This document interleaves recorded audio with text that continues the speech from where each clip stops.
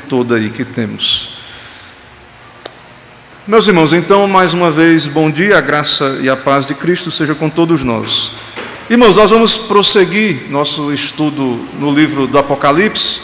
É um estudo bíblico, estamos usando o material do G.K. Bill, Brado de Vitória, é um comentário abreviado do livro do Apocalipse e também com recursos para discipulado. Então, ele tem um comentário exegético, o G.K. Bill, bem mais volumoso, né? Com bem mais informações exegéticas, né? Para a quem interessar. Mas eu tenho ele também, mas tenho usado esse aqui, tem sido muito proveitoso, bem interessante, muito bom o material. Então, a nossa casa editora tem ele traduzido, esse material. Eu creio que o comentário exegético dele é publicado, se eu não me engano, pela Vida Nova. Não sei se já tem publicado, você lembra? Já tem, né? Já tem publicado pela Vida Nova. Então, aí um bom investimento ou presente aí para o pastor, né? Em algum momento, ou pastor missionário, né? Seminarista aí, vai gostar muito de ganhar, né? Um presente desse aí. Ok, irmãos? Então, vamos abrir o texto de hoje, que é Apocalipse, capítulo de número 14, Apocalipse 14, de 1 a 5, versículo de número 1 ao versículo 5.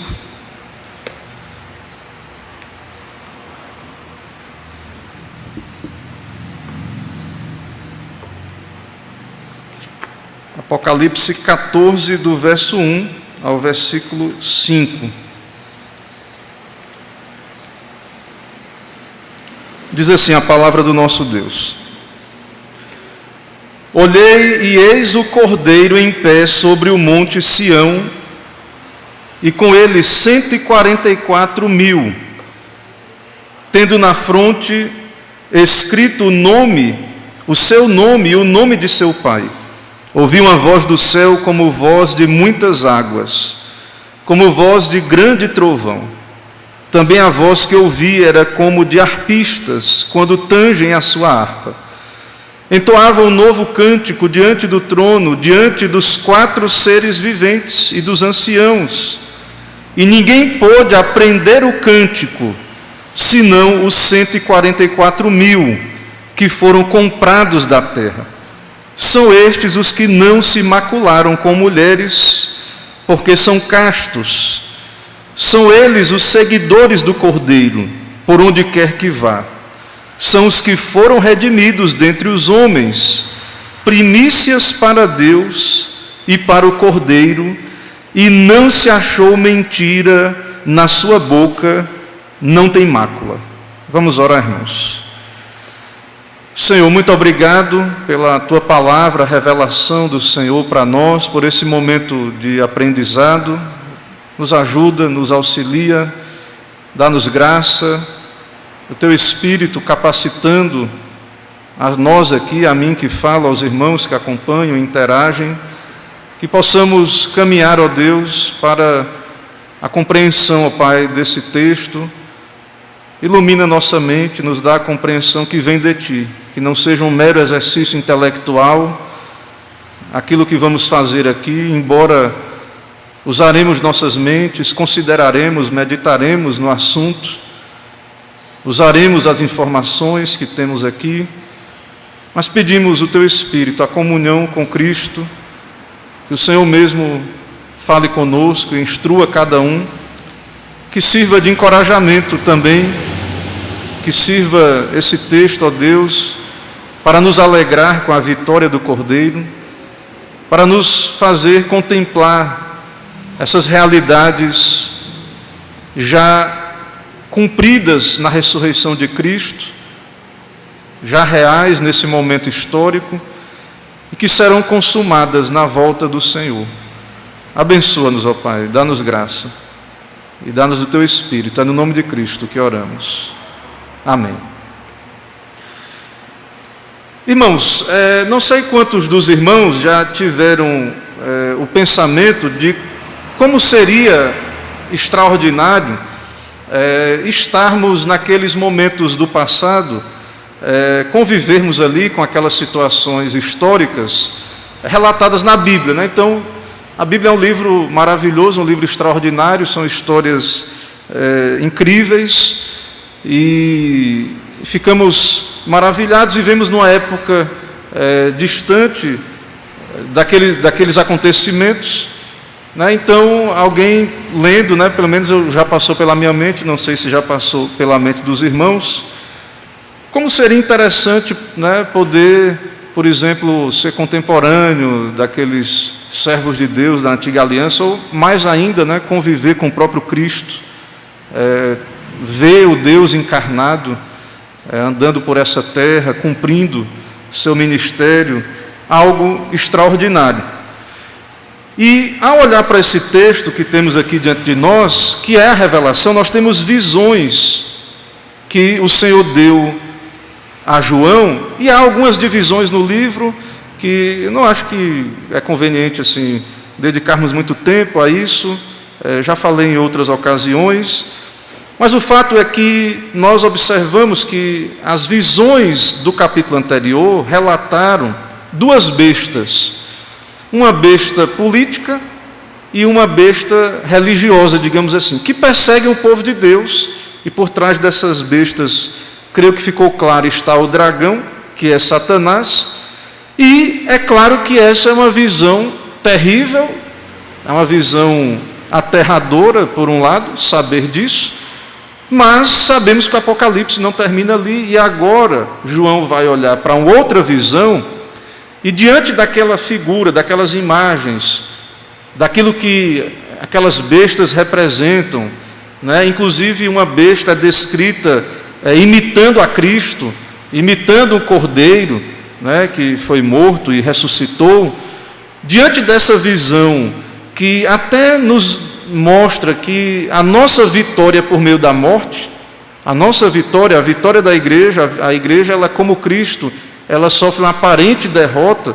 Então, diante dessa visão, dessa expectativa, que nós sabemos já é para os últimos dias, e que são estes que estamos vivendo, é interessante olhar para o capítulo 14, porque agora João, ele vai nos chamar a atenção para essa visão, voltar os nossos olhos para o verdadeiro Cordeiro, para aquele que é o verdadeiro Cordeiro. Então, nessa visão, nós temos Cristo, né, Cristo reinando, Cristo ressurreto, sobre o Monte Sião, que representa a igreja, nós temos Cristo, e como estamos argumentando, irmãos, isso já aconteceu, e os capítulos anteriores provam isso, na ressurreição de Cristo. A sua vida, morte e ressurreição, isso já aconteceu. Isso está acontecendo, e isso irá acontecer. Então, há aspectos dessa visão, como vamos ver aqui no decorrer da exposição aqui, do estudo, que já aconteceram, isso está acontecendo agora, e vai acontecer consumado na volta de Cristo. Então, voltando ao que eu disse no princípio, a gente às vezes fica, como seria bom se eu estivesse lá. Você está vivendo esse período, que é o período em que Cristo está reinando, assentado à destra de Deus, em que essas coisas estão se cumprindo, que você já viu, das bestas, está se cumprindo agora, está se cumprindo no decorrer da história da igreja, está se cumprindo agora na sua vida, nas nossas vidas, no tempo em que vivemos. Mas não é só isso, né? Não é só as bestas e a perseguição, é Cristo reinando também. Isso está acontecendo nesse exato momento, e nós precisamos entender como é que isso se dá, e para poder termos conforto disso, certo? Então, diante de um quadro horripilante ali de bestas perseguidoras e de tantas maldades que vimos ali, nós então temos esse quadro, né, de que, claro, aquelas bestas não se comparam a Cristo, certo? E nós temos aqui o desfecho final do que acontece com a igreja, certo? O desfecho final, que é a recompensa futura da igreja, que é algo que, como eu estou dizendo para os irmãos, na nossa união com Cristo, quando nos convertemos, fomos unidos a Cristo, Nós já estamos assentados com Ele nos lugares celestiais. Nós já reinamos com Ele. Na nossa conversão, recebemos o Espírito, regenerados, temos comunhão, estamos unidos a Ele na nossa redenção. Isso continua durante a nossa vida e para a eternidade. Nós fazemos parte do número dos eleitos que são descritos aí, como vamos demonstrar aí nesse capítulo. Os 144 mil descritos aí no nosso texto. Então, essa passagem, esse capítulo, na verdade, ele apresenta essa visão da igreja vitoriosa, ele apresenta essa visão dessas profecias que já se cumpriram, estão se cumprindo e se cumprirão. Então, nós não falamos do Apocalipse só como uma coisa futura. Então, você está vivendo esses acontecimentos que vamos relatar aqui e caminhar um pouco, né, e tratar um pouco de detalhes aqui a partir do nosso texto, desses versos iniciais aí. Então, João olha no verso 1, ele vê o Cordeiro em pé sobre o monte Sião, e com ele 144 mil, tendo na fronte escrito o seu nome e o nome de seu pai. Tem várias informações aí, então, como eu já falei, o Cordeiro. Há um contraponto, então, nas figuras aí na imagem, entre as bestas que vimos, as bestas, que por trás delas está o dragão, Satanás, que conduziram os homens à adoração do dragão. No capítulo anterior, no 13, no verso 4, diz que adoraram o dragão, porque deu sua autoridade à besta. Também adoraram a besta, dizendo: quem é semelhante à besta? E quem pode pelejar com ela? E agora você volta os seus olhos para o capítulo 14 e você vê o Cordeiro, o verdadeiro Cordeiro, 144 mil com ele, no Monte Sião, e a partir do verso 2, a adoração. E assim como nós vimos no capítulo anterior, que aqueles que são da besta são marcados, são selados, digamos assim, ou marcados pela besta, recebe o número da besta, certo? Da mesma forma, o nosso texto aí no capítulo 14, no verso 1, diz que esses 144 mil têm o nome escrito, né? O nome na sua fronte, o nome de seu pai. Então, existe dois grupos de pessoas marcadas ou seladas, o grupo daqueles que são os eleitos, e aqueles que não são eleitos têm a marca da besta, certo? Veja aí no capítulo 13, a partir do verso 16, o pastor Ademir tratou disso, né, no estudo anterior. Ele diz assim: a todos os pequenos e os grandes, os ricos e os pobres, os livres e os escravos, faz com que lhes seja dada certa marca sobre a mão direita e sobre a fronte, para que ninguém possa comprar ou vender, senão aquele que tem a marca, o nome da besta ou o número do seu nome. E aí aqui está a sabedoria, né? E o número da besta que o pastor Ademir expôs muito bem também no estudo domingo passado. Ok? Mas, irmãos, nós vamos voltar para essa questão das marcas aí, o que é que significa, dar uma ênfase aí nessa questão um pouquinho mais na frente. Mas como estamos aqui caminhando aqui no comentário, ele vai caminhando aqui verso a verso, nós vamos comentando, e também, se os irmãos quiserem participar também, é bom também a participação dos irmãos.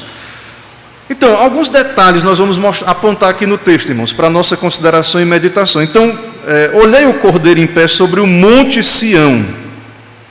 Monte Sião.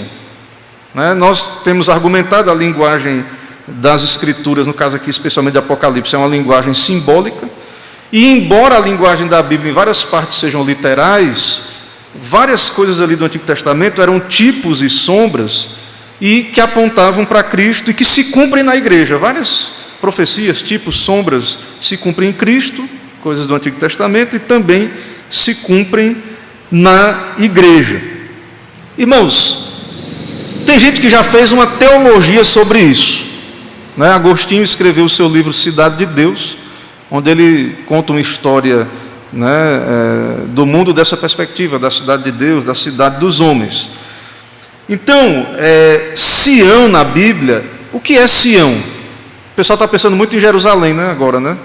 O pessoal pensa muito lá, está tendo a guerra e tal, aquela questão toda lá de Jerusalém, do monte ali onde há uma mesquita hoje, né? Aquela expectativa que muitos têm ali de a construção do templo ali, e etc., né? Que os judeus construam o templo.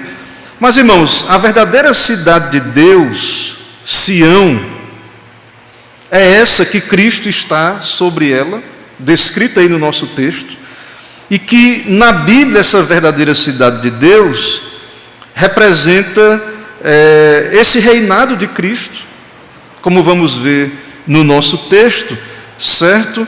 Então, esse reinado de Cristo se estabelece no seu reinado com o seu povo, a habitação de Cristo com o seu povo. Então, ele cita aqui, há um texto muito conhecido, eu sei que os irmãos vão lembrar, que é do Salmo 2, onde o Senhor, ele tem uma profecia, mas vamos lá, para a gente abrir e revisitar o texto. Essa profecia que está ali, messiânica, no Salmo 2, sobre o ungido, Cristo, essa profecia sobre o reinado, que para eles era vindouro, certo? Quando no Salmo 2 Deus diz, a partir do verso 6, eu, porém, constituí o meu rei sobre o meu santo monte Sião, proclamarei o decreto do Senhor. Ele me disse, tu és meu filho, eu hoje te gerei, pede-me, eu te darei as nações por herança e as extremidades da terra por tua possessão, com vara de ferro as regerás e as despedaçarás como um vaso de oleiro. Irmãos, quando é que essa profecia se cumpre? Quando é que essa profecia se cumpre? Segundo a Bíblia, agora abre em Atos 13, capítulo 13, verso 33. Livro de Atos, capítulo 13.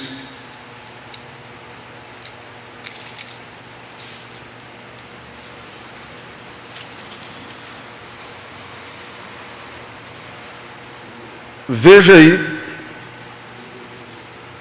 a palavra de Deus diz aí, Atos 13, a partir do 33. Como Deus cumpriu plenamente a nós, seus filhos, ressuscitando a Jesus.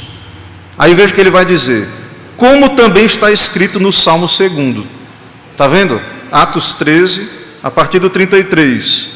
Como Deus cumpriu plenamente a nós, seus filhos, ressuscitando a Jesus. Lá apontando para a ressurreição. Como também está escrito no Salmo 2. Tu és meu filho, eu hoje te gerei. E que Deus o ressuscitou dentre os mortos para que jamais voltasse à corrupção. Dessa maneira eu disse, e cumprirei a vosso favor as santas e fiéis promessas feitas a Davi. Então, na verdade, ele cita aí já no verso 33, né, o Salmo 2. Então, esse reinado de Cristo, ungido sobre o Monte Sião, segundo o próprio Novo Testamento, aí no livro de Atos, se cumpriu na ressurreição de Cristo. Cristo é o rei ungido, já estabelecido, sobre o Monte Sião, que é a sua igreja, que é o seu povo.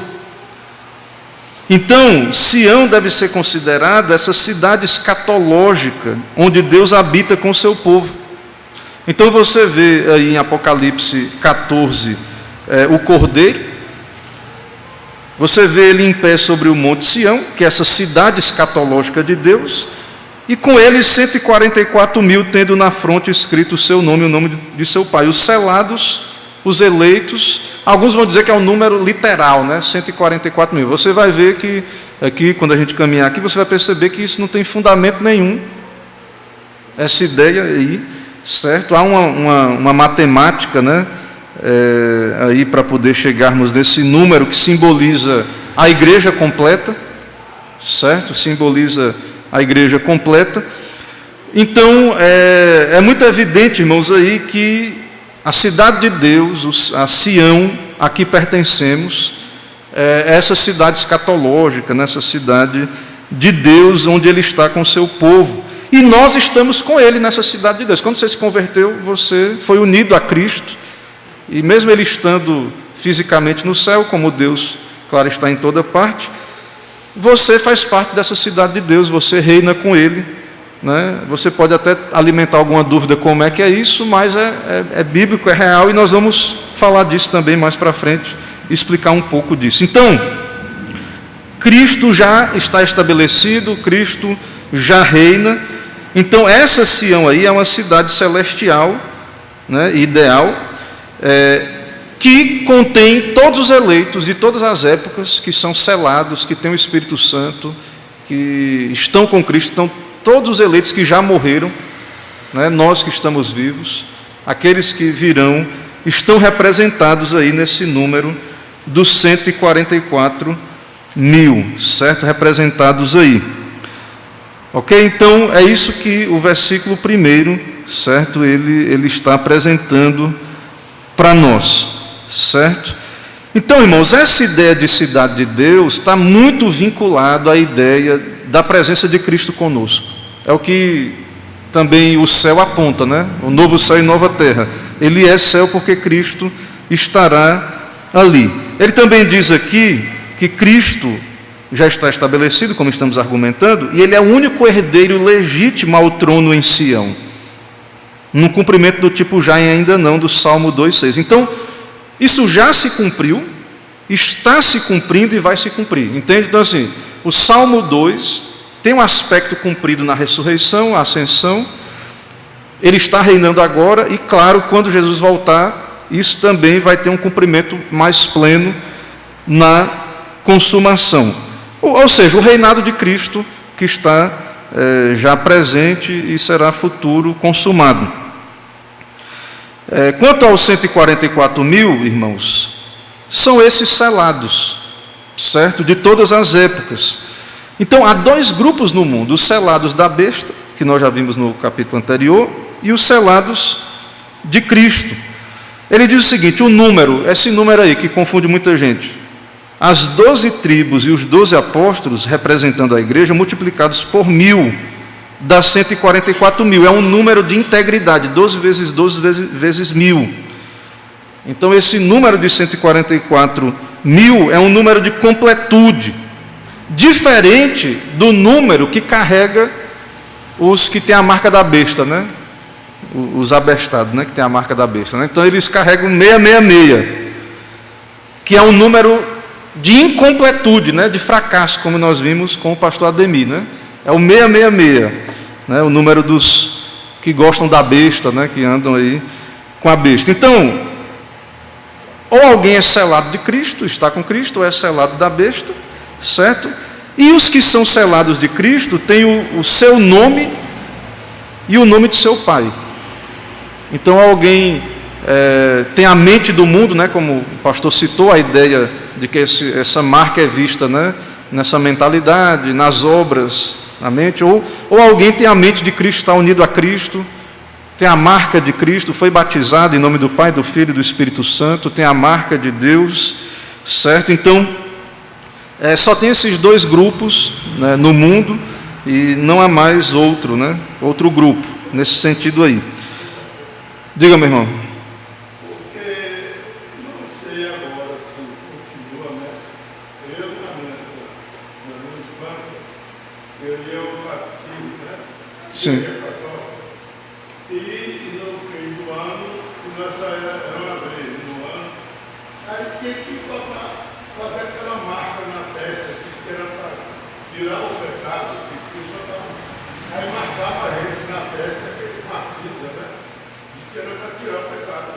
Eu estou vendo quando o senhor está citando ali a marca, eu digo, meu Deus, será que aquela marca que ele botava na nossa testa, que vinha dizer, né? A gente tem argumentado aqui que essa marca ela é espiritual. É claro que essa mentalidade ela vai se manifestar possivelmente no externo, né? Mas a gente não pode, já foi argumentado aqui, né, na aula anterior, que a gente não pode identificar com essas coisas externas, não tem como a gente fazer isso, entendeu? Ela tem a ver, a marca, os que são do diabo, né? Os que são filhos da ira, e aí eles vão ter uma mentalidade e vão ter obras. É claro que isso vai se manifestar também nas suas decisões, né? E aí isso vai se manifestar também, possivelmente, na sua maneira de ser, agir, aparência, algum sentido. Mas a gente identificar meramente assim com algo externo, pelo que a gente tem visto nos estudos aqui de Apocalipse, é complicado. A gente pode incorrer em muitos erros, né? Quanto a isso. Embora você percebe, é uma coisa que vai ser perceptível. Quem tem a marca da besta e quem não tem. Isso vai de alguma maneira, vai ser uma coisa que quem tiver olhos, né, para ver, ouvidos para ouvir, vai perceber esses sinais. Essas marcas vão se tornar coisas visíveis, perceptíveis. Agora, que vai ser coisas assim, uma tecnologia, a gente já viu, ou alguma coisa meramente assim. Então, assim, a mentalidade dessa pessoa que se submete a esse tipo de idolatria e tal, já é uma evidência, um indício de ser uma pessoa que tem a marca da besta, né? Porque a idolatria é uma marca, um indício.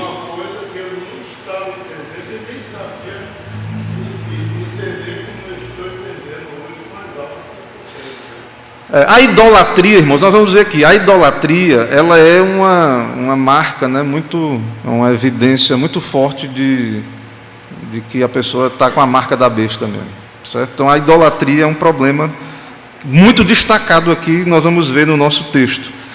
Até porque, vejam, está evidente no texto que o dragão quer ser idolatrado. Nós somos criados para o culto, para a adoração, para viver para Deus. E aí, esses dois grupos, os que adoram a besta, o dragão, e os que adoram a Deus. O mundo se divide nisso. Então, assim, a idolatria, essas coisas idólatras, não é que a marca da besta é só essa coisa assim, mas a idolatria é uma coisa que manifesta uma marca da besta em certo sentido. Mas a gente limitar uma coisa é problemático, entendeu? Senão a gente pode se confundir e achar que é só aquilo ali e tal. É uma coisa mais profunda, certo? Mas a idolatria é a grande questão aí por trás de tudo isso. E vai ficar claro, cada vez que a gente andar aqui na nossa sessão aqui, vai ficando mais claro isso. Porque o nosso próprio texto aí, ele fala a partir do verso 2, que ele ouve uma voz de muitas águas, como voz de grande trovão, de arpistas, como que tange sua harpa, e no verso 3, entoava um novo cântico. Então a marca do regenerado, do salvo, do unido a Cristo é novo cântico. Adoração. Lembra quando Deus tirou o povo do Egito? O que aconteceu depois? Moisés entoou um cântico e Miriam, né, pegou o seu tamborim e saiu também cantando, né? Não foi isso que aconteceu? Como é que um salvo não gosta de culto, meu irmão? Adoração. Não gosta, a gente diz, tem que ter adoração pessoal, em família. Ele pode não dizer, mas com as ações. Ou está, ou nas duas, né? Na mente e nas ações. Então as pessoas que não gostam o salvo, ele entende que ele é salvo para adorar. E se alguém não está adorando a Deus, está adorando a besta. Não tem conversa, entendeu? Então, é o que eu estou dizendo. A gente que entende a palavra, a gente olha essas coisas, a gente não é enganado. A gente vê, isso aí é evidência, é marca. Mas a gente não pode só restringir a uma questão material externa apenas. Porque até coisas boas, irmãos, podem se tornar ídolo. Exemplo. A serpente que foi levantada no deserto. É um tipo de Cristo. A serpente, eles tinham que olhar para a serpente e ser salvos. Não era uma coisa, Deus deu a serpente para apontar para Cristo, mas eles idolatraram depois aquilo ali. Entende? Então, assim, você colocar essa coisa só numa coisa rígida, assim, material, é complicado porque tudo pode se tornar idolatria, né? Tudo pode se tornar uma evidência aí nesse sentido dessa...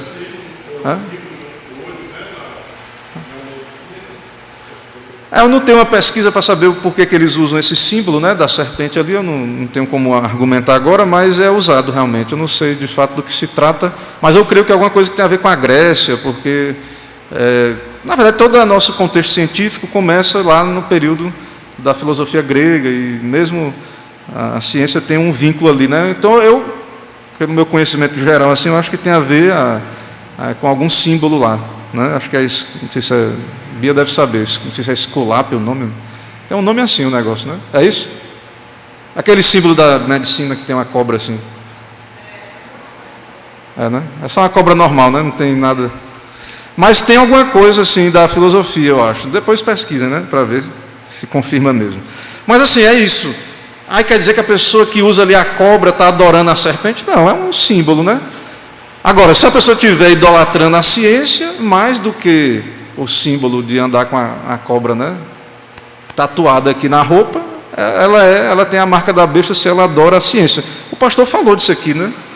Que esses sistemas de pensamento e tal, sem desprezar, irmãos, assim, esse cuidado com os símbolos externos de idolatria, sem desprezar isso, mas ter cuidado para a gente não limitar, né, essa questão meramente externa. Então, esse contraste entre a besta, o falso cordeiro e o verdadeiro cordeiro, por trás disso tem a ver também essa questão de adoração, né, e contra a idolatria, certo? Então, por que ele diz aí, voz de muitas águas, voz como de trovão? Irmãos, porque os eleitos, a igreja invisível, que representa os eleitos de todas as épocas, é uma multidão numerosíssima. Segundo Apocalipse, e nós sabemos, é gente de toda tribo, língua e nação. 144 mil não representa os eleitos de todas as épocas, senão a gente já estava fora. Se aqui é literal e só é 144 mil, então vamos todo mundo para casa, né? Comamos e bebamos que amanhã morreremos. Porque já fechou a conta, certo? Já está, o bonde, né? Já taxou o barco e já foi. A gente chegou atrasado. Então, quando ele diz uma voz de muitas águas, de trovão, então é evidente que ele está descrevendo aí um número gigantesco, incontável, que representa esse total. E a marca do eleito é a adoração. E é por isso que a idolatria é uma marca terrível, que indica uma marca da besta, e a adoração a marca do eleito. Quer ver? Isso, o texto vai nos dizer. No verso 3, quando ele diz, entoava um novo cântico diante do trono, diante dos 4 seres viventes e dos anciãos, aí veja agora, e ninguém pôde aprender o cântico, senão os 144 mil que foram comprados da terra.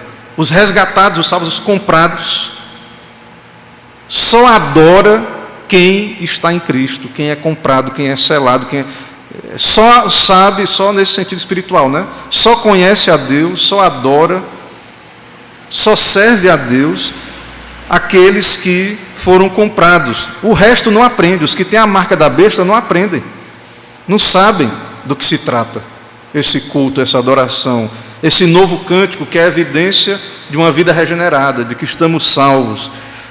Então, é interessante isso, né? Eu creio que os irmãos também concordam, que ninguém pode aprender, ninguém adora verdadeiramente a Deus, senão os salvos, que têm comunhão real com Cristo, né? Estão unidos a Cristo, né? Participam dessa Sião celestial, certo? Ok? Tem alguma, com relação a essa parte da adoração, da importância? Então, assim, irmãos, fica evidente que a mentalidade, a marca, né, a mente, ele diz assim, tem o nome, o seu nome e o nome do seu pai escrito na fronte. Ele está dizendo aí que os eleitos também têm uma marca, que é o nome, o seu nome e o nome do seu pai escrito na fronte. Que isso, como já o pastor Ademir argumentou, é uma mentalidade que é adoradora, que vai querer adorar, servir a Deus. O salvo, ele não vai se contentar. Esse negócio que teve na pandemia de fechar a igreja e ficar todo mundo confortável online aí, isso é uma marca ruim, uma evidência ruim. A gente vê, irmãos, que a marca das pessoas que estão aí fora do mundo, que tem a marca eles não buscam adorar a Deus, aprender de Deus, conhecer a Deus, cultuar. Pode ver que é a marca predominante no nosso tempo do secularismo.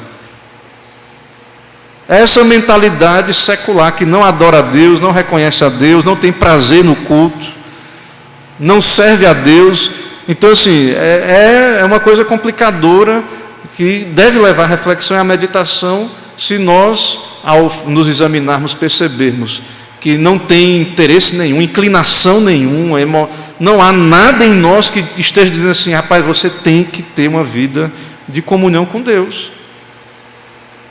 A sua família tem que adorar a Deus. Você vem para a igreja para ter comunhão com Cristo. Se tiver uma pessoa aqui, duas, você vem para ter comunhão com Cristo. Porque Ele tem que ser adorado, Ele é digno, etc. E você está unido a Ele, tem que ter comunhão com Ele. E você é membro da Sião Celestial, você é da cidade de Deus. Os judeus eleitos que se converterem também vão ter que fazer a mesma coisa, ser unidos, e vão ter que adorar a Deus segundo a palavra. Não é fazendo sacrifício, matando bezerro vermelho, não, como o pessoal está esperando aí, novilha vermelha, né?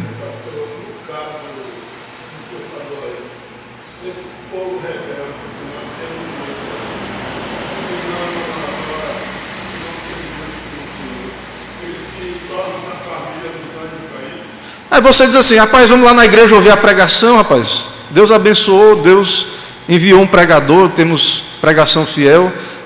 As pessoas não se interessam, né? O Satanás conseguiu. Aí se você perguntar assim: você conhece Jesus? Todo mundo balança a cabeça. Não, calma, conheço.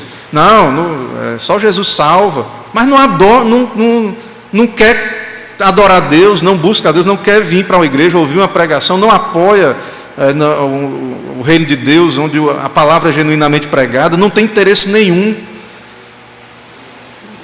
Entendeu? Isso é marca da besta, meu irmão.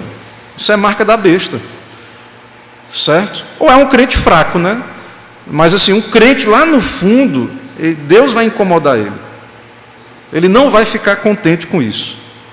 Se ele é eleito, se ele está com Cristo, se ele está unido a Cristo, ele vai sentir, Deus vai disciplinar ele vai dizer: não, tenho que estar servindo a Deus, adorando a Deus. Então, essas pessoas que não sentem necessidade nenhuma de estar na igreja, é isso mesmo, a gente tem que entender que eles estão aí, são filhos da ira, filhos do diabo. Agora, a gente tem que orar por eles, são almas perdidas, a gente tem que ter misericórdia, temos uma vocação, a missão de pregar, convidar. Se eles não vêm, se eles não querem, beleza, fala lá, se tiver oportunidade, conversa, argumenta. Mas essa, irmãos, é uma coisa que a reforma protestante, no centro estava o culto, porque a igreja católica corrompeu o culto. As pessoas se afastaram do culto verdadeiro. Então, assim, a gente tem que entender, apesar de que não é só vir aqui fisicamente que converte as pessoas, é Deus que converte, mas nós temos que entender e falar na nossa... Porque esse é o propósito nosso, é adorar a Deus. E alertar essas pessoas: você viver, você gosta de só dizer que conhece Jesus e tal, você viver sem Cristo, sem união, sem comunhão, sem os meios de graça, isso é uma evidência de que você está servindo outra coisa. É como Lutero disse, né? Diga-me com quem um homem gasta os seus bens e o seu tempo, eu direi quem é o seu Deus. Então a marca está aí. Não precisa, pode fazer tatuagem, né? Não precisa, mas não é isso a tatuagem, né? Vai ficar feio se fizer, né? Não faça tatuagem na cara não, né? Nem na mão, no rosto, vai ficar feio. Mas não é isso aí não, essa mentalidade, não adora, não, entendeu? Eu acho feio, né? Pelo menos eu acho feio tatuagem no rosto, né? Na verdade não recomendo ninguém fazer em canto nenhum, né? Mas eu acho mais feio ainda quando é na...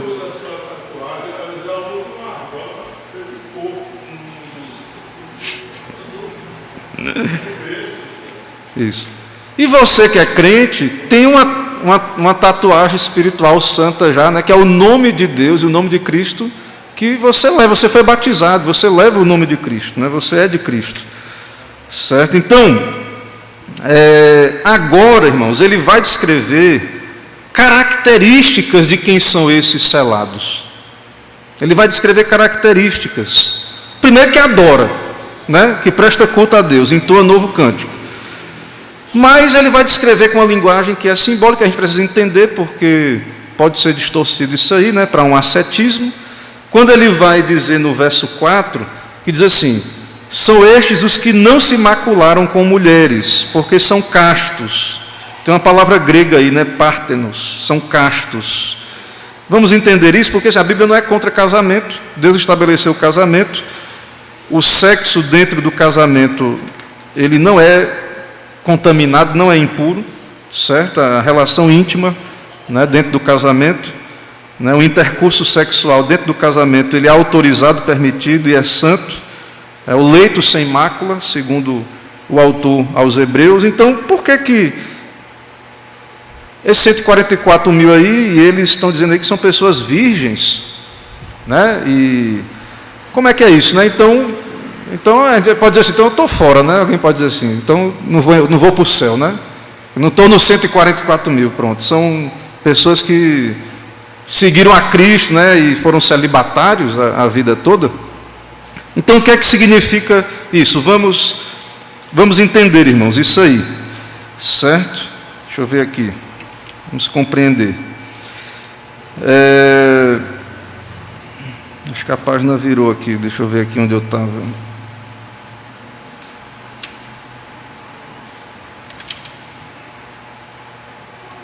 Então, a palavra castos aí, do grego, né, pártenos, também simboliza homens virgens, certo?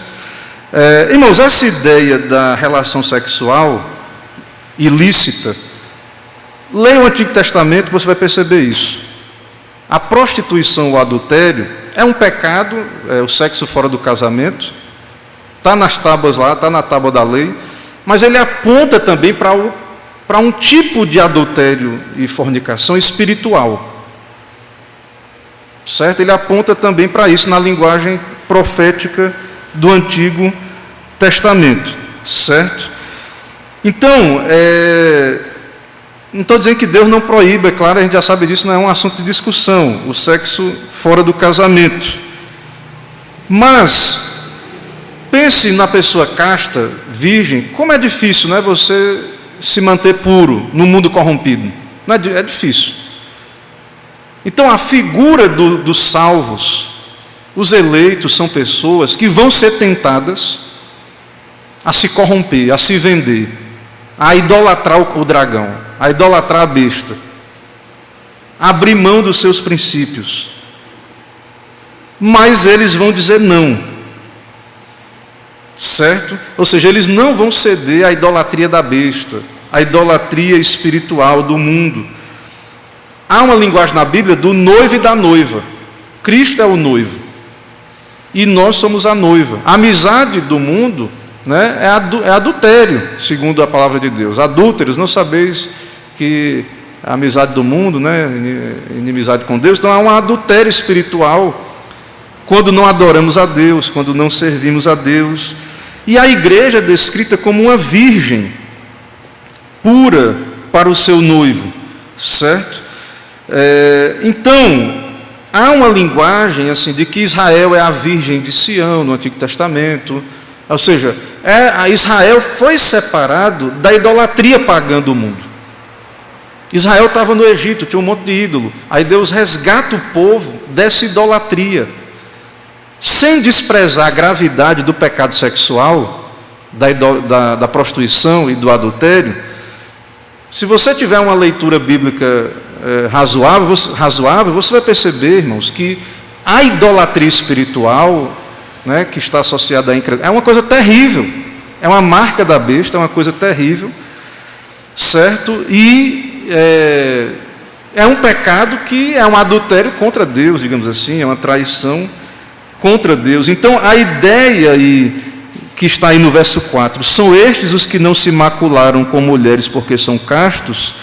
A ideia, então, que o povo de Deus é um povo santo, ou seja, nós entendemos que é simbólico a ideia, porque senão o pessoal que está casado, né, os eleitos não poderia, nós que somos casados, né, que temos a vida marital, não estaríamos fora, né, do número destes aí, ou alguém que porventura caiu no pecado, né, de alguma maneira cedeu à tentação e praticou a prostituição ou adulterou.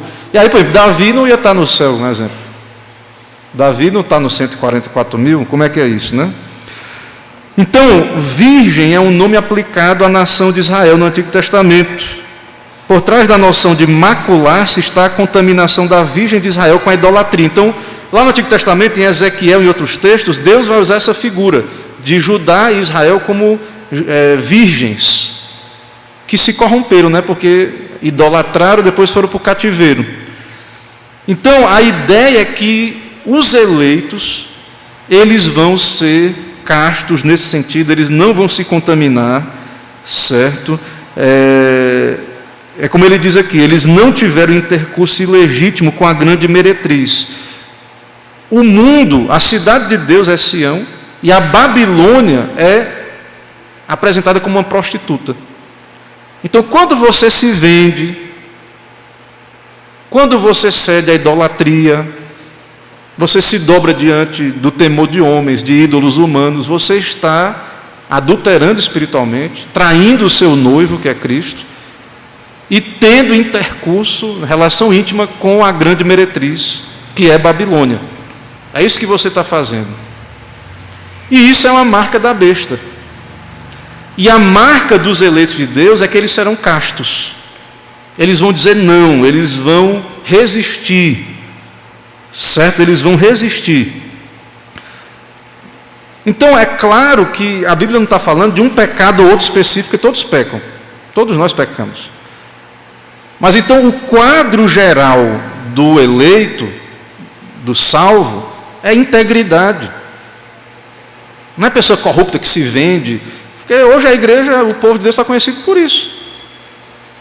Né? O pessoal, sendo bem direto, né? O pessoal quer comércio da fé, o cara para ser pastor na cabeça de muita gente aí é se vender, vender seus princípios, agradar o seu auditório, né?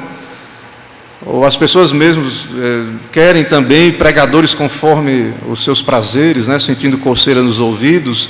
Então assim, toda essa cultura vendida aí, tudo isso aí é idolatria, é adultério espiritual, certo? Não é característica, marca de eleição. Uma vida vendida a essas coisas, certo? Então, há uma pureza que é maior, né, em certo sentido, mais ampla, não, assim, não desprezando, irmãos, a castidade, né, é bíblico, né, ter uma vida casta, tem a castidade do solteiro e a castidade do casado, não desprezando essa questão, mas há um sentido mais amplo em que o eleito é íntegro. Mesmo que ele peque em algum momento, ele tenha um momento de fraqueza, e há um sentido mais amplo em que ele não consegue viver naquilo ali. Ele se arrepende, ele vai buscar andar com Deus. Então, prostituição é uma metáfora que se refere a cristãos tentados a envolver-se com relacionamento espiritual com deuses pagãos. Então, o mundo vai nos tentar nos fazer prostituir com seus ídolos, com paganismo, com secularismo, com mundanismo, feminismo, todas essas ideologias que o pastor até citou, né, que, como uma marca da besta. Então o mundo vai querer nos fazer heresias, doutrinas erradas, cultos não bíblicos. O mundo vai querer nos tentar a nos prostituir com idolatrias, com paganismos, com aquilo que não, né, que retira a nossa pureza. Então esse é um lado, não é tudo do eleito, não é tudo que conseguimos ver. Nós não somos, né, Deus é infinitamente mais complexo, mas o ser humano ele também tem a sua complexidade, então a gente tem que olhar por um ângulo, por outro, né? A Bíblia apresenta, então, um dos ângulos que nós vemos aí, uma das características, então, é essa pureza, né, essa santidade. Agora, tem outra característica, que está na próxima parte aí do versículo 4, que é: são eles os seguidores do Cordeiro por onde quer que vá. Eles não se vendem, e eles se identificam com Cristo e vão com Cristo para onde quer que o Cordeiro vá. São os que foram redimidos dentre os homens, primícias para Deus e para o Cordeiro, e não se achou mentira na sua boca, não tem mácula. Então, o Cordeiro Se você tem alguma dificuldade, na quinta-feira eu dei um estudo aqui, demonstrando, usando o Catecismo de Heidelberg, né? Na verdade, a gente apresentou o Catecismo, né, e os seus comentários ali, mostrando que o sacrifício de Cristo é único. E eu acho que todo crente deve ter muito claro isso na mente. Então, Cristo é único, suficiente. Mas há uma ideia que a gente segue o Cordeiro e se identifica com ele. Quando a gente é salvo, regenerado, unido a Cristo pelo Espírito, e somos transformados à sua imagem, nos identificamos com ele, então nós vamos estar onde o Cordeiro está. É a ideia da cidade de Deus. Isso não é só geográfico, irmão, não é uma questão geográfica. Cristo está no céu e nós estamos unidos a ele e estamos com ele onde ele nos enviar e tal, e seguimos ele e tal. E como ele é um Cordeiro sacrificial que foi para a cruz, para a morte, nós também, embora o nosso sacrifício não é redentor, não complementa o de Cristo, mas nós também vamos viver uma vida sacrificial. Se para não adorar a besta, para não adulterar, fornicar espiritualmente, nós tivermos que ter dano, prejuízo, fazer escolhas assim. Quem olhava para Cristo dizia: por que ele está indo para Jerusalém morrer? Não, os discípulos diziam assim: o eleito, nessa de ser casto, santo, de seguir a Cristo, ele vai tomar decisões esquisitas para o mundo. Quer ver um exemplo? Os puritanos, quando vieram para os Estados Unidos, na história vai nos deixar claro que não era bom vir para... Hoje todo mundo quer ir para os Estados Unidos, né? É o sonho americano, né? O pessoal, quando está nos países aí tiranos, alguma coisa acontecendo, o pessoal, todo mundo quer entrar num barco, fugir e entrar nos Estados Unidos, né? Mas não era assim não, era colônia, era um monte de mato lá, não tinha nada. Índio, animais selvagens, tudo por fazer. Então, quando eles decidiram ir para lá, irmãos, foi por questões de liberdade de culto. Foi para poder ter liberdade de adoração. Ou seja, eles escolheram se ir para um lugar, no fim do mundo, se isolar. Pagaram o preço disso, sacrificialmente, para a glória de Deus, e construir uma civilização, né? Talvez eles nem tinham ciência do que eles estavam ali plantando com essa iniciativa, mas eles estavam ali como seguidores do Cordeiro, certo? Se identificando com o Cordeiro. Então, o eleito, uma das marcas do eleito é que ele, como estamos argumentando aí, certo? Ele é casto, ele é íntegro, ele não vai se vender, ele não vai ter uma vida de adultério espiritual, de traição do seu Deus, e ele vai seguir o Cordeiro. E isso vai lhe fazer, então, tomar decisões, talvez viver uma vida mais simples, mas você não vai abrir mão da sua fé, dos seus valores, daquilo que você acredita. Você está contente, você é ovelha, você é seguidor do Cordeiro. Você está disposto a viver uma vida sacrificial. Então, quem são esses, né, que são castos e que se identificam dessa maneira com o Cordeiro, no sentido sacrificial, né, que vão morrer? São os que foram redimidos dentre os homens. Então, veja que o texto vai caminhando para ficar claro que os 144 mil são os eleitos, que não é só 144 mil fechado, literal, né? São os eleitos. Então, são todos que foram redimidos dentre os homens. Primícias para Deus e para o Cordeiro.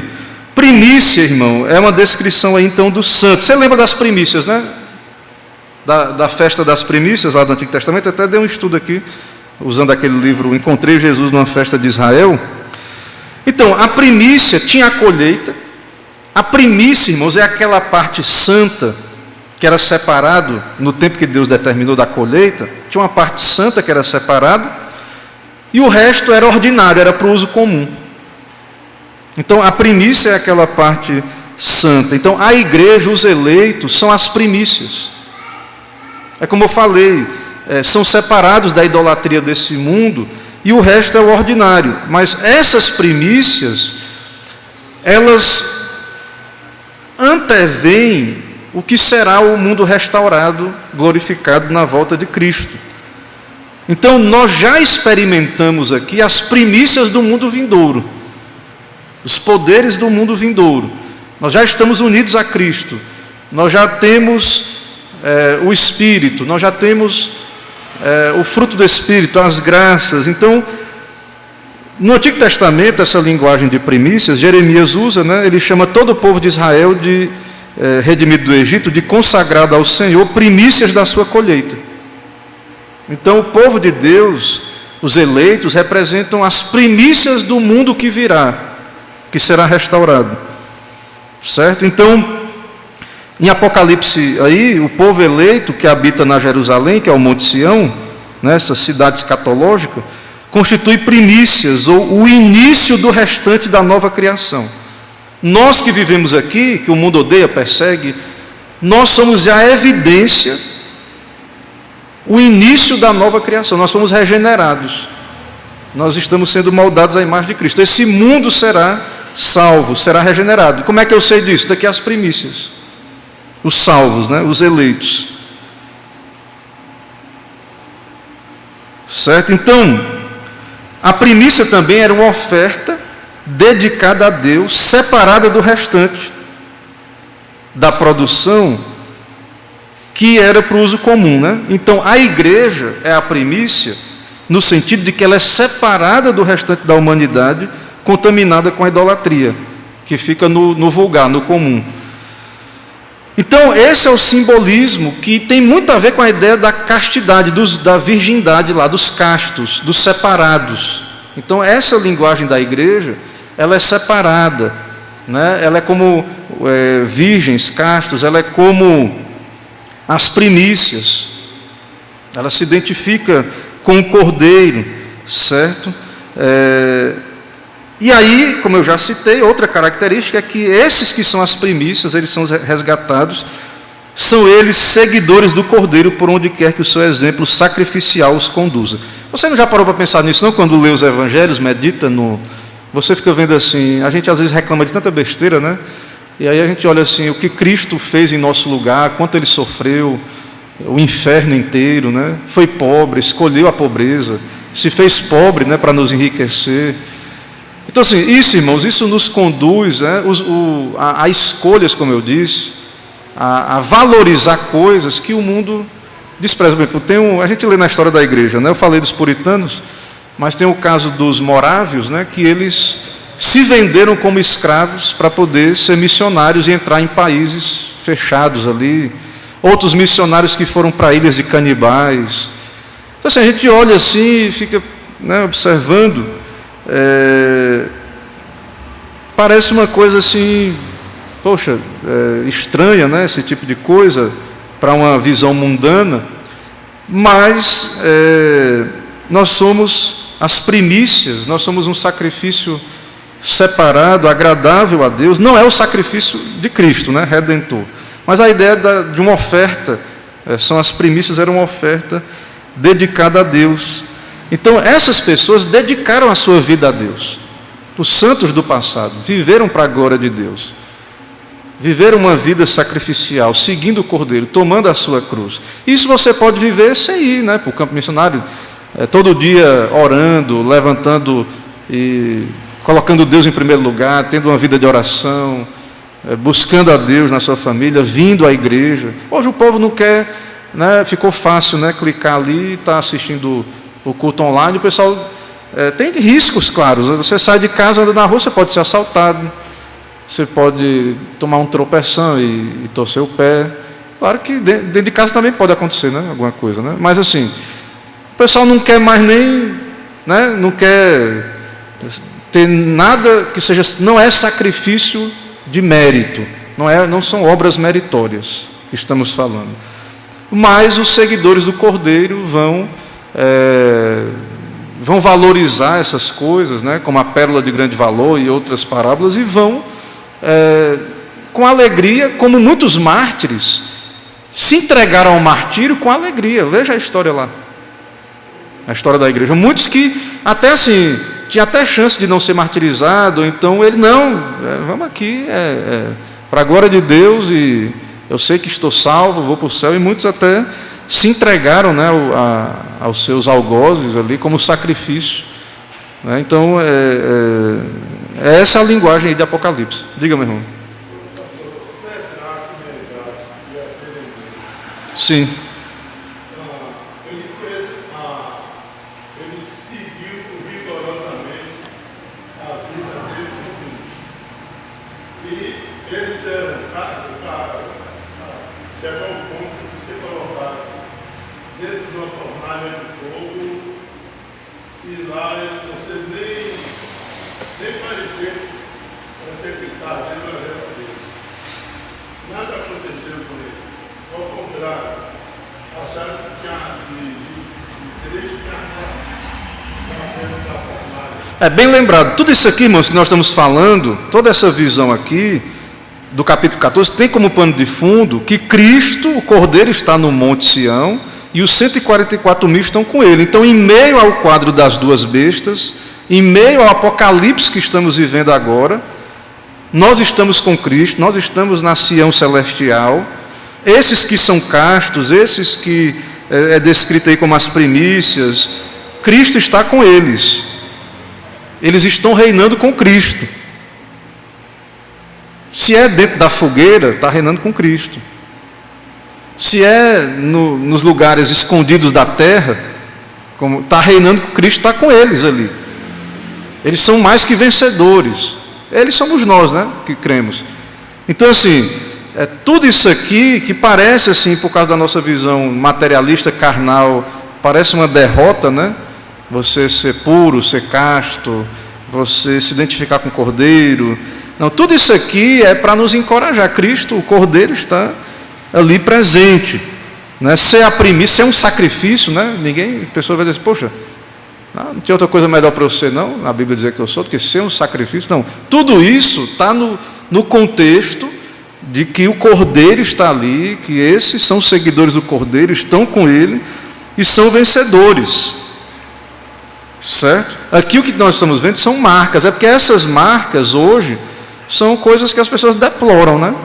Elas acham que isso é derrota, essas coisas, né? Pela visão carnal do mundo, da glória do mundo. Então, outra característica agora, ainda estamos chegando perto aí da conclusão, mas outra característica que foi citada aí, que é no verso 5. E não se achou mentira na sua boca, não tem mácula. Verso 5. Então, a mentira, a idolatria, a falsa religião, o falso culto, veja assim, que ele faz esse contraste, né? Que existe aqueles que se dizem judeus, mas não são. Paulo diz isso, né? E Apocalipse também diz, Apocalipse 3:9, aqueles que a si mesmos se declaram judeus e não são, mas mentem.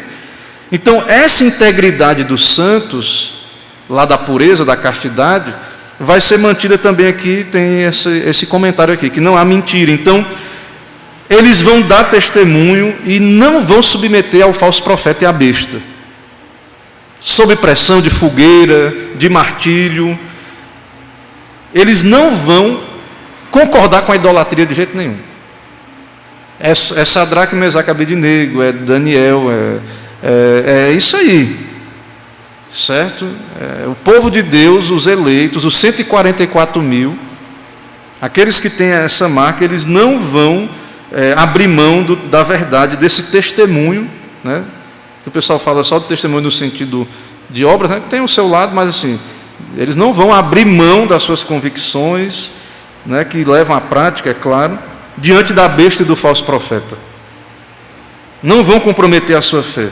São íntegros, como já falamos. E isso aí é uma marca, irmãos, que identifica com Jesus. Porque lá em Isaías 53, que descreve o Cordeiro, diz que nem dolo algum se achou em sua boca. Então, falta de adoração é uma marca da besta, como já falamos. E engano, mentira, dolo, não é o caminho de se identificar com o Cordeiro. Então, o crente tem que ser uma pessoa íntegra, honesta, sincera, justa. Entendeu? Pessoa cheia de, essa coisa do brasileiro, né? Cheio de jeitinho, cheio de maracutá, isso aí não é marca do eleito de Deus. Então, isso é notável, porque nós nos identificamos com o cordeiro mudo que foi levado para o matadouro, que não se achou dolo em sua boca. Claro que, irmãos, aí, volto a dizer, né, o que eu falei com relação à prostituição e o adultério. nós somos santos pecadores, né? Claro que nós pecamos ainda e por conta disso, né, não temos isso num grau de perfeição, somos justificados, as obras de Cristo sobre nós são perfeitas, mas eu creio que ele está falando do quadro geral, né? Do quadro geral.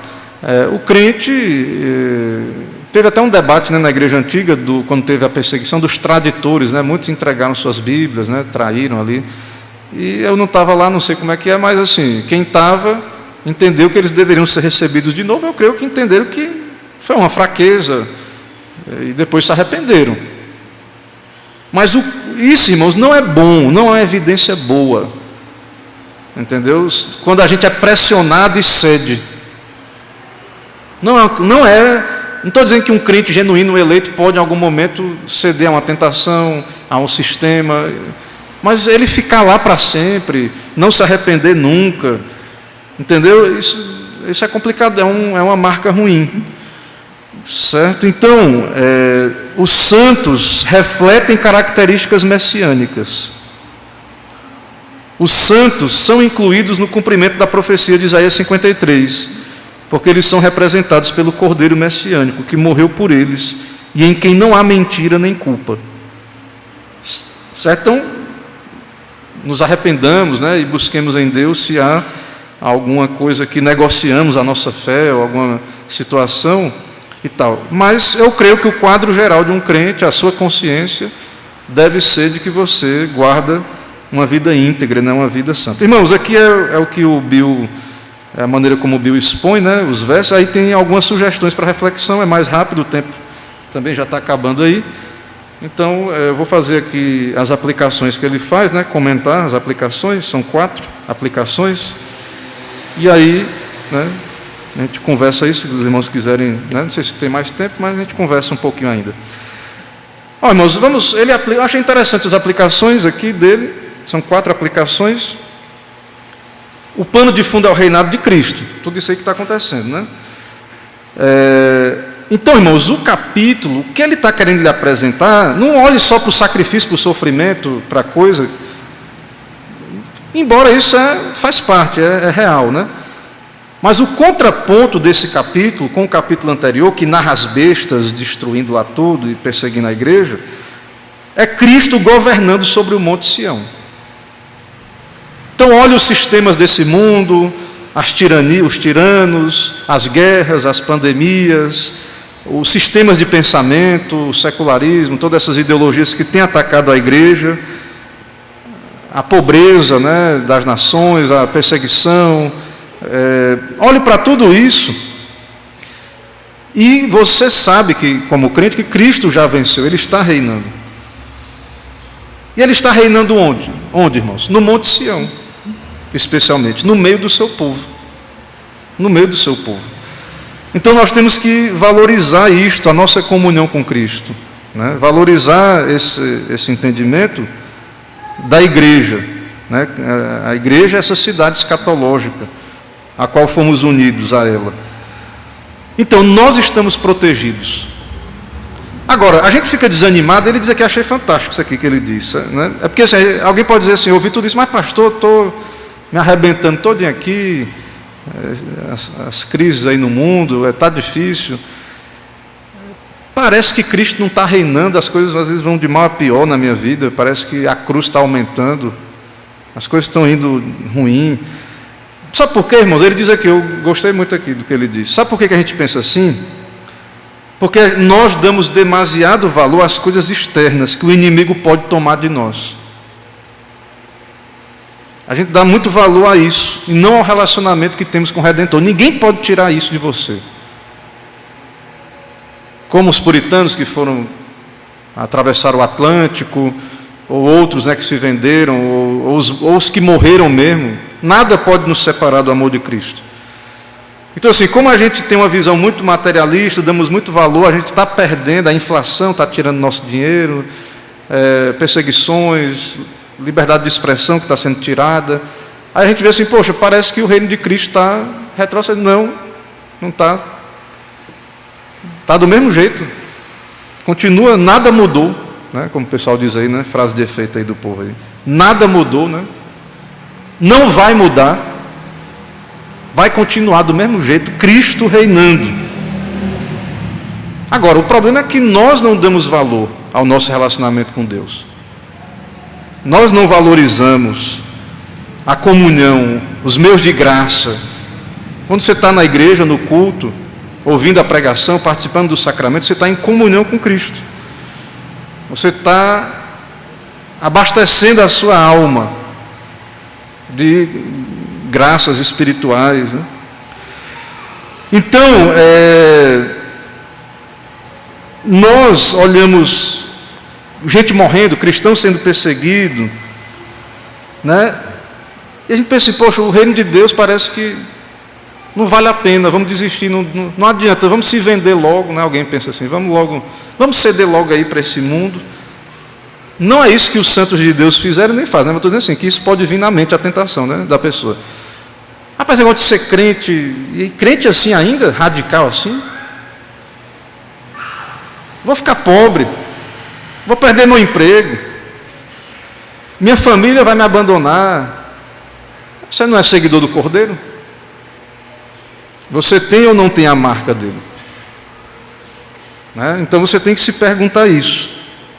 Certo? Então, Cristo está reinando nestas coisas. Isso está acontecendo, irmãos, é maravilhoso isso. Você não acha maravilhoso? Você está experimentando isso nesse exato momento na sua vida? Você não acha extraordinário? Eu não estou falando de coisa aqui lá só da história, biografia do passado, não. Isso está acontecendo, Cristo está reinando, a besta está perseguindo, e você está tendo que tomar decisões. E você está fazendo escolhas. Suas emoções, sua vontade, seu coração está escolhendo. Ou idolatrar, adorar a besta, submeter ao sistema do mundo, ou Cristo, seguir o Cordeiro, se identificar com Cristo. Você está escolhendo. Você vai fazer a escolha. Todos vão fazer e estão fazendo essa escolha hoje, agora. E o preço delas também. Aos que idolatram Satanás, ele está aí, né? Como esteve lá oferecendo os reinos do mundo, né? Ofereceu a Cristo. E aos que querem seguir o Cordeiro, abrace o pacote, meu irmão. Abrace o pacote. É pobreza, é perseguição, é rejeição, abrace. Ou então você não está indo da maneira correta, né? O pessoal quer só uma parte, né? Eles não querem o todo da coisa, né? Então, não é característica do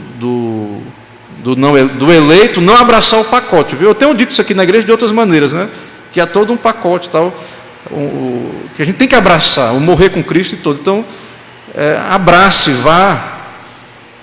Agora, com piedade, com amor, com zelo, não assim, ser esse radicalismo santo, né, que eu estou dizendo aqui, abrace, vá, não é assim, sermos pessoas detestáveis, não é isso que eu estou dizendo, irmãos. Mas com amor, com fidelidade, com humildade, abrace, vá, né, seja fiel. Diga-me, irmã Mônica.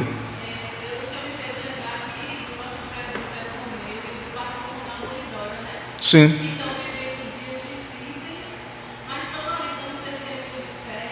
Sim, sim.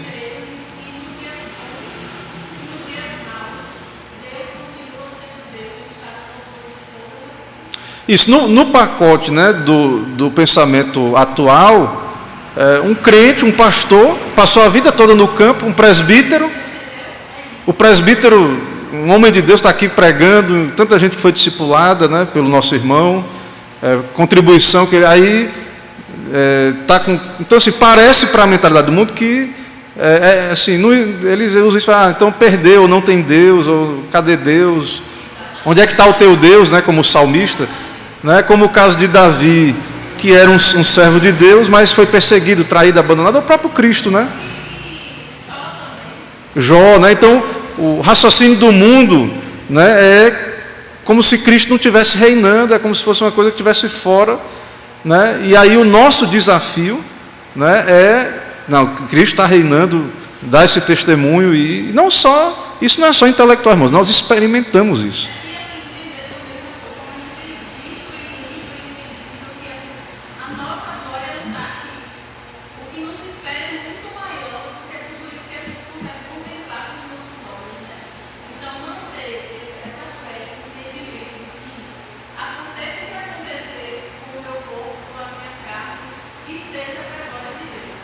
Isso eu estava vendo o pastor Augusto falando sobre o problema das biografias, né? Dizendo assim que cuidado quando você for ler biografia, porque você vê muitas coisas extraordinárias que aconteceram no passado, e aí você vai olhar para a sua vida, aí vai dizer assim, mas o grande desafio vai ser você ser crente tendo uma vida comum todo dia, né?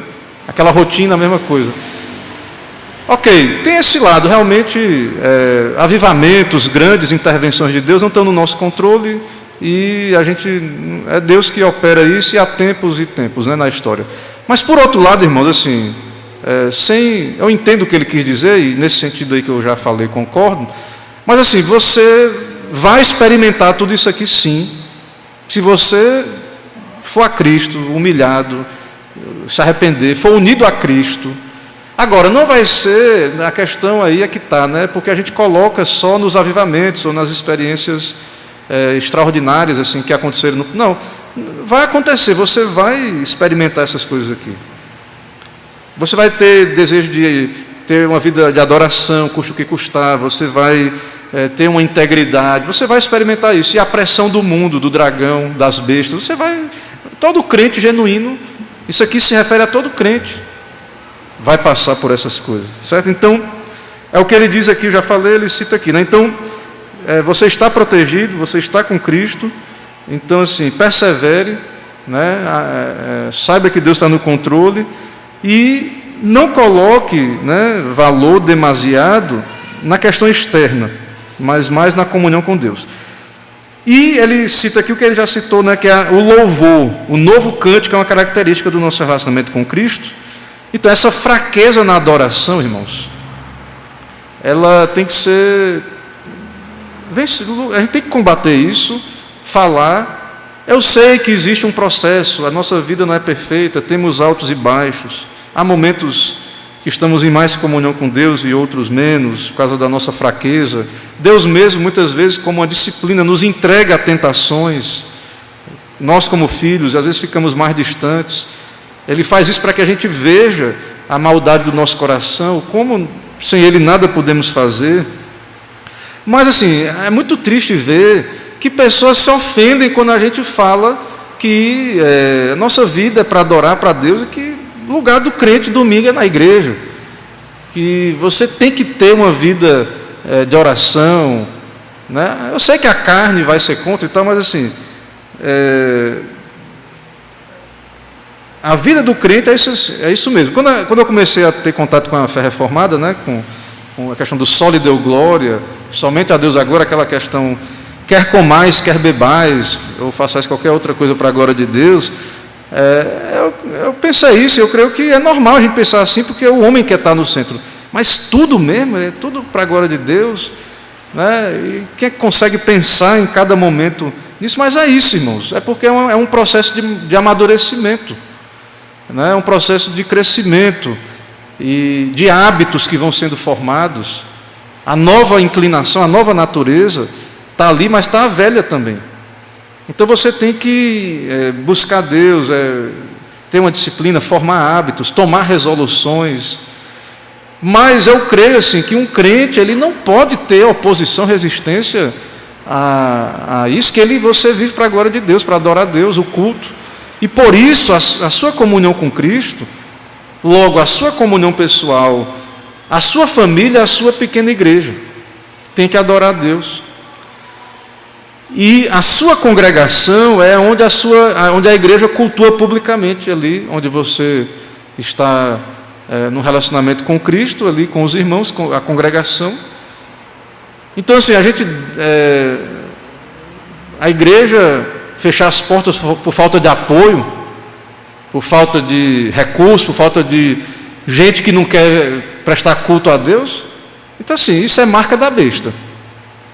Certo? Isso é marca de que a besta é quem domina o território.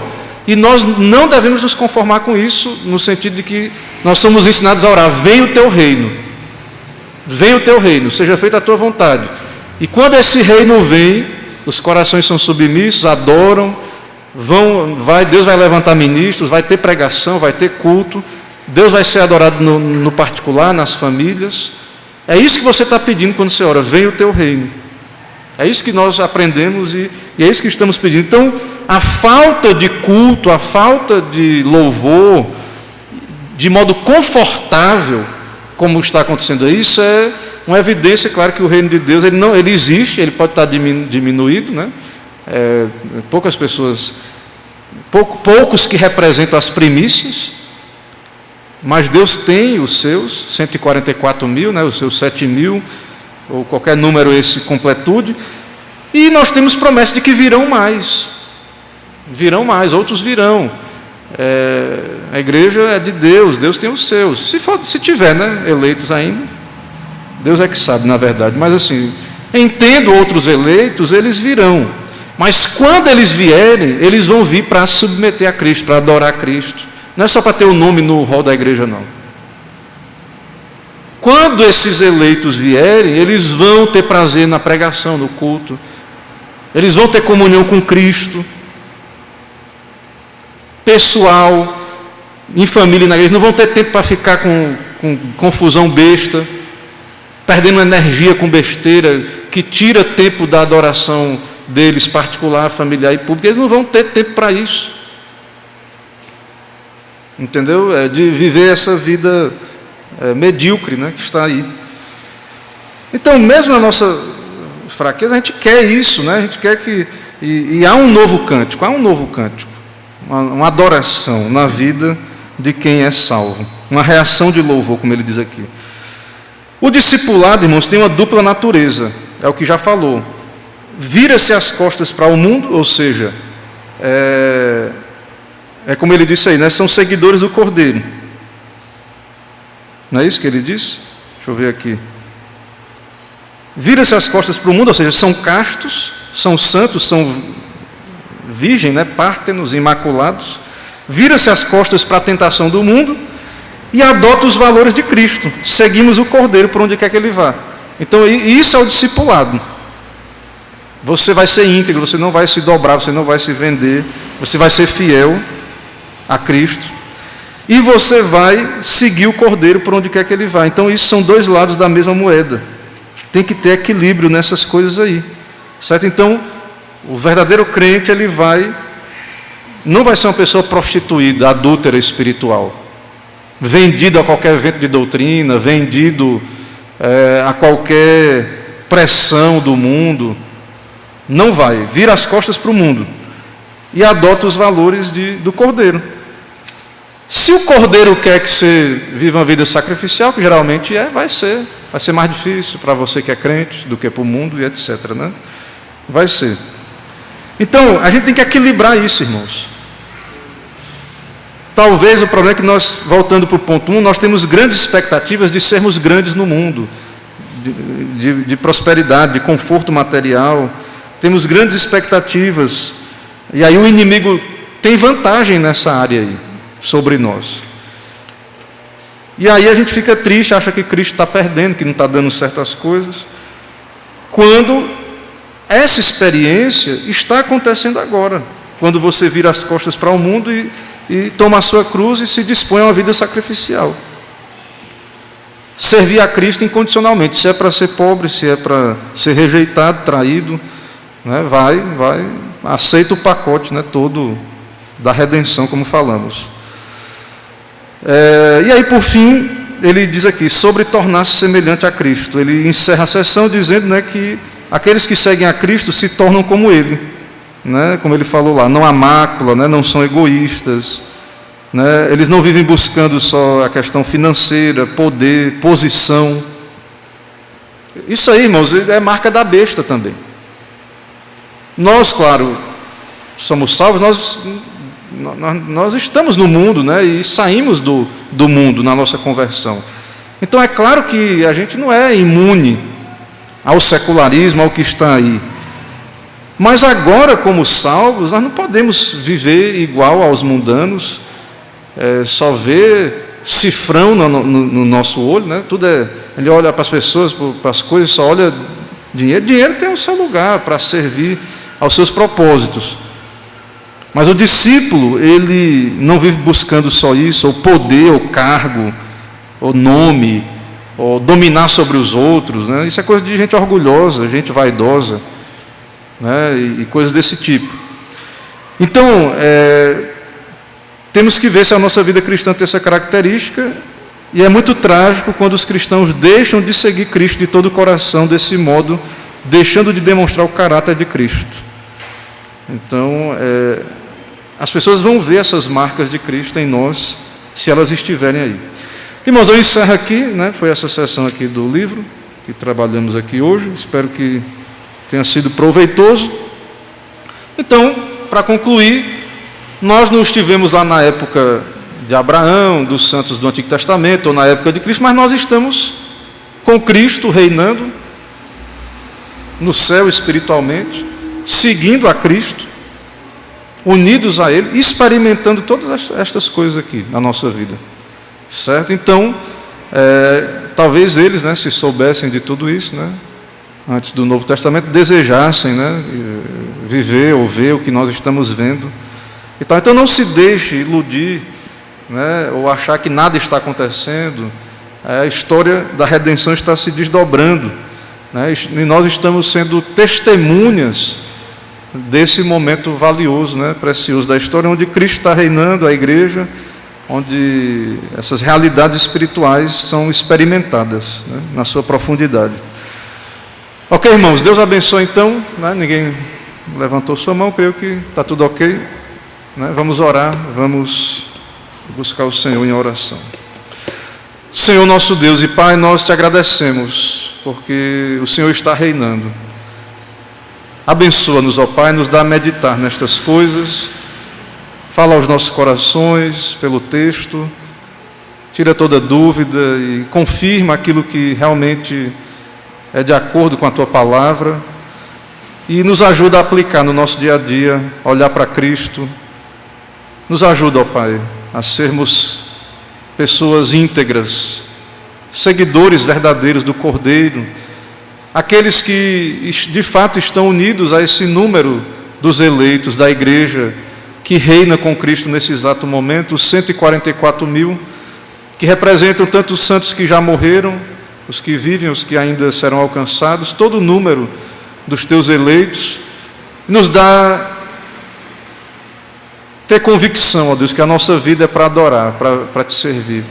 Nos dá prazer nisso, nos dá alegria, nos dá resolver viver para o Senhor, custe o que custar, como Cristo entregou a sua vida como um cordeiro puro e santo, que possamos também imitá-lo, segui-lo e dedicar a nossa vida à tua causa, ao teu reino e viver para a tua glória.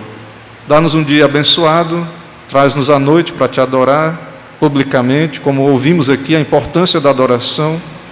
Nos dá ter comunhão com Cristo na palavra e nos sacramentos. Nos abençoa, Pai, no nome de Cristo oramos. Amém. Irmãos, Deus abençoe todos, um bom dia, né? Até mais tarde, e que a graça e a paz do Senhor seja com todos nós. Amém.